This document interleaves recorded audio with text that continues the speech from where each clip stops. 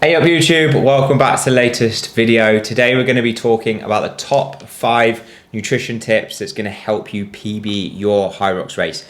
We've got our next HYROX race coming up, and this is going to be the blueprint and strategy that we use and that we also recommend and get so many of our clients ready for race day with. So let's get into it. So we've got 5 top tips. We're going to break them down super simple. Oh, you want to be involved now, do you? So you can apply these into your own nutrition. So number 1 is carb loading. That general phrase that everyone talks about when they're doing a marathon, when they're doing HYROX, and we want to break it down so you understand exactly what that means for a race like HYROX. Carb loading is for endurance style events, so anything that's typically over 90 minutes. So for the average person, the average HYROX time is around 90 minutes. So if you think you're going to be taking around that time, then having a carb loading strategy is definitely going to help you.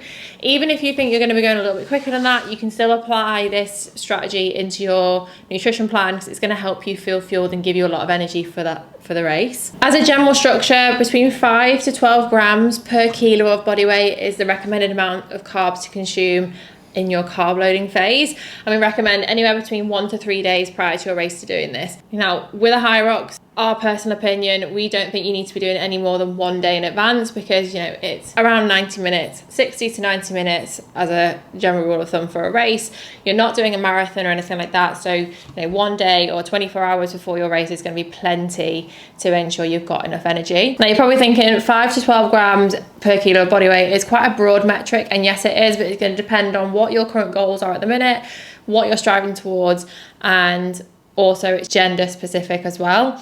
Males will typically need or burn more energy than females as a general rule of thumb. And then when you're actually looking at race day itself, you don't want to be over consuming, but you can definitely ensure you're focusing on having enough carbohydrates throughout the day. So we recommend anywhere between 1 to 4 grams of carbs per kilo of body weight before your race, so you don't overload yourself.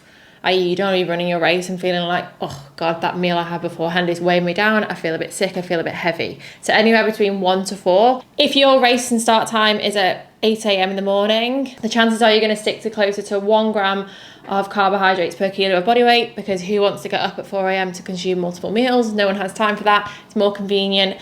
Whereas if you're racing, say, towards more 6 p.m, 8 p.m. in some cases, you have time throughout the day to consume up to 4 grams per kilo of body weight too. So just be sensible with it. Point number 2 is all around race day meal structure. So this is going to be important and certainly to bear in mind when your race start time is through the day. But as a rule of thumb, you're going to be focusing on complex and simple carbohydrates.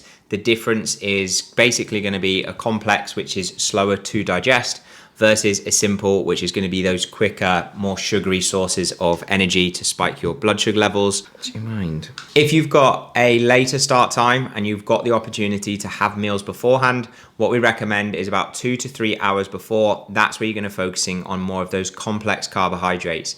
Your rices, your pasta, your potatoes, things that are ultimately going to give you a little bit more of a lasting energy and therefore digest a little bit slower in your system. If you have an earlier start time or you're just looking to make sure you're absolutely fueled for that particular time, about an hour before, that's where you're going to focus on more of those simple carbohydrates. Things like rice cakes, cereal bars, bagels, bananas, fruits, like things that are going to be really quick to digest, sit nice on the stomach, and therefore aren't going to affect you in the race when it comes to digestion. And then if you're really looking for that boost of energy, around about 30 to 60 minutes before your race, so we're now getting very close to that start time, it's important here we look at things like isotonic drinks, dates, sweets, things that are just going to be absolutely amazing to digest, but just give you that little bit of sugar and energy going into the race. Personally, I use my protein and HYROX carbohydrate drink, which is called the Electro Fuel.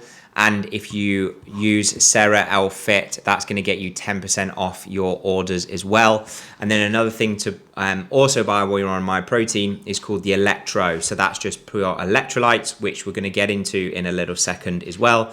But then I also pair that with a banana, and that's something that I'll have pretty much every day, but certainly on a HYROX race day.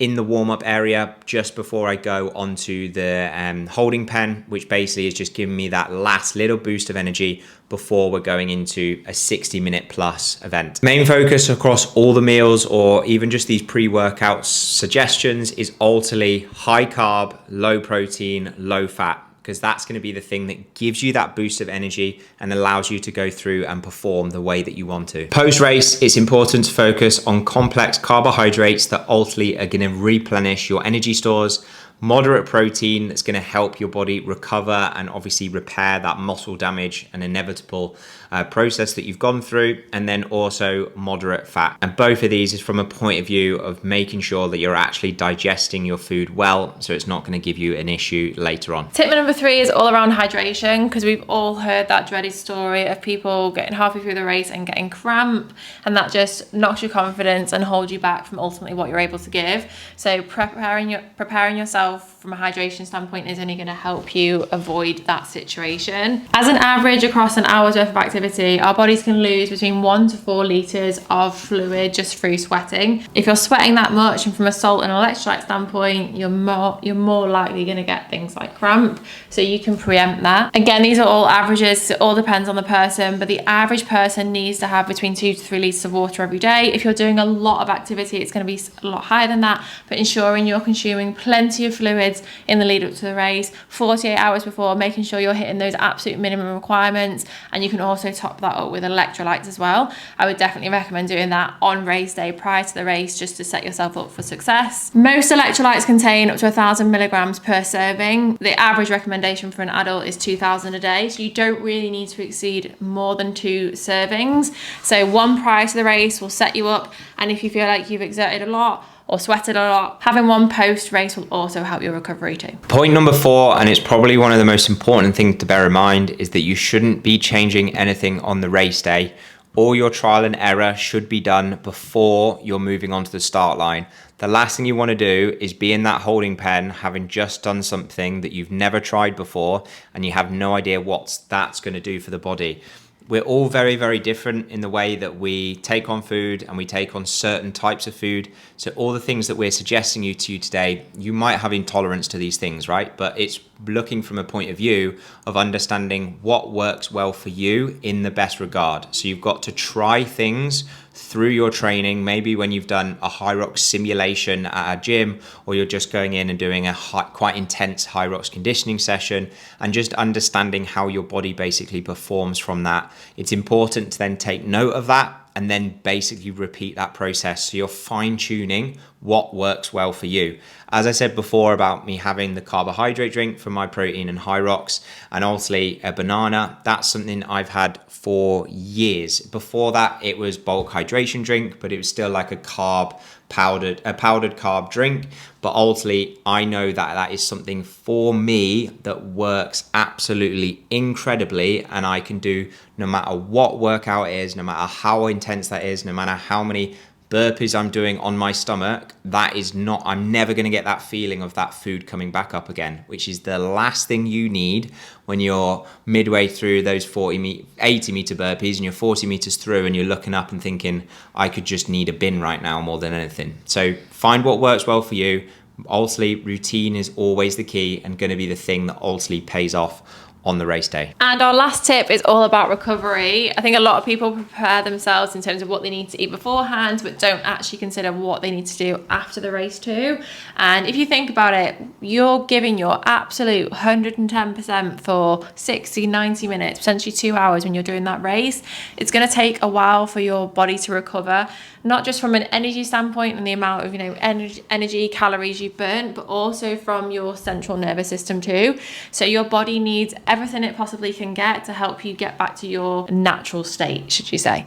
And food is going to be a massive factor to that. So making sure you're eating at least at maintenance or a little bit above to help replace your glycogen stores that have been fully exerted throughout the race. Also making sure you're prioritizing sleep. Sleep is when your body does most of its recovery. So making sure you're getting your recommended amount. 7 to 9 hours for the average adult is the perfect amount. People who say they survive off 4 hours are always lying to you. It's super important that you thank your body and you give your body back what it needs to get you back feeling the same way. if whenever you've done, say, a race or an event or something like that, and it's you get 3 or 4 days after that and you still feel tired, you still feel drained, you still feel exhausted, that's going to be down to your poor recovery from the minute you finish that race. So making sure you're actually eating enough is going to help you replace all the energy you've exerted and help you get back on track in the most efficient way possible for whatever the next goal is going to be. Everything that we've spoken to you today is very quick, brushed over solution to all those issues. We've got 10 minutes to talk about these things. If you want to know far more depth, that ultimately is going to be even more helpful for you in your journey, and if that is outside of even HYROX, it's going to help you on whatever specific discipline you are training towards.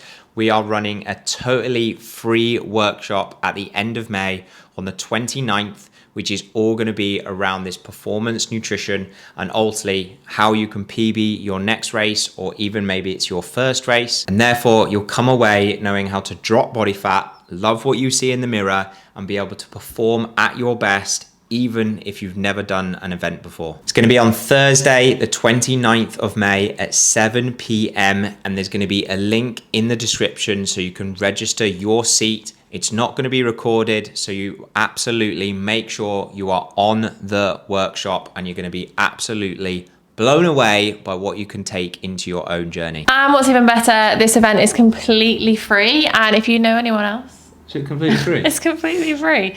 If you know anyone else who has similar goals to you, who you think this would be suitable for, drop them the link, hit them up, tell them to be there at 7 p.m. We'd love to have them. I'm doing a HYROX workshop on the 29th. I think you should come with me. Basically that. You could just text them though. No one rings each other in 2025. Sign of a true fan, that is. Yeah. But as always, thank you guys for watching. If you have liked this one, make sure you give it a like. Make sure you're also subscribed. And our next video is actually going to be our HYROX London race. We're going to do it in 55 minutes. All of these things we'll be applying to our nutrition strategy, or actually what we're doing at the moment, because we're 3 days out. I'm going to have 7 apples as we walk out onto the start line. He's got his bananas on order. But yeah, you'll see our result in the next one. We'll see you there.